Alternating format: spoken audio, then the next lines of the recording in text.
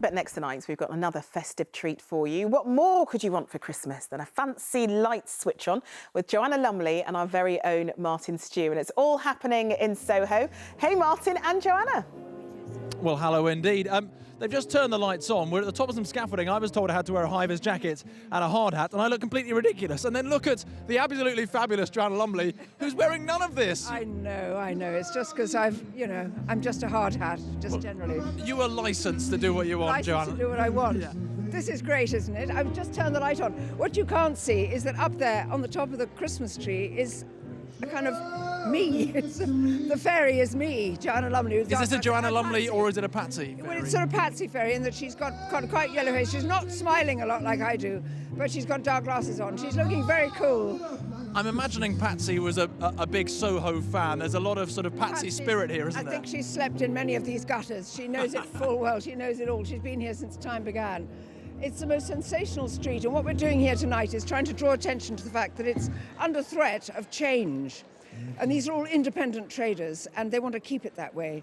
But the idea is that when big developers come in and private operators come in, the street traders can't make ends meet because their profit margin is so thin. So we're trying to say, keep it independent, keep them just free souls. We love this street. I work all the time here. There's a voiceover studio there. My agent's up there.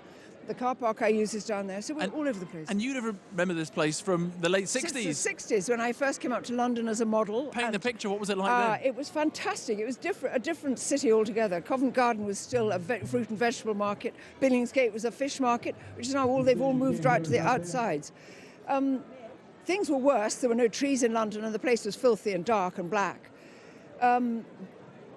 But what's happened now is that London's got much better, much fuller, much busier, much richer, and all it can see is making money, really, from the heart of London. This street is pretty much the heart of London.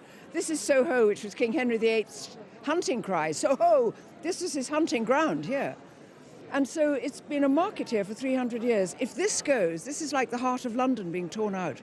So we're asking people to sign the petition. We've got 36,000. We're looking for 100,000 to save it, keep it independent. Well, that's what they'll hopefully do. And these lights are certainly something on those lines. There's some amazing neon lights as well. And actually, it brings me on to our appeal for some unusual Christmas lights. If you know any good ones, whether they're yours or whether you spotted them, whether they're good, whether they're bad, whether they're terrible, whether they're fantastic, we'd love to know about them. We've got the details up on screen of how you can get them in contact. I'm going to pop this hat back on now, and I'm going to deliver you. Yeah, thank you.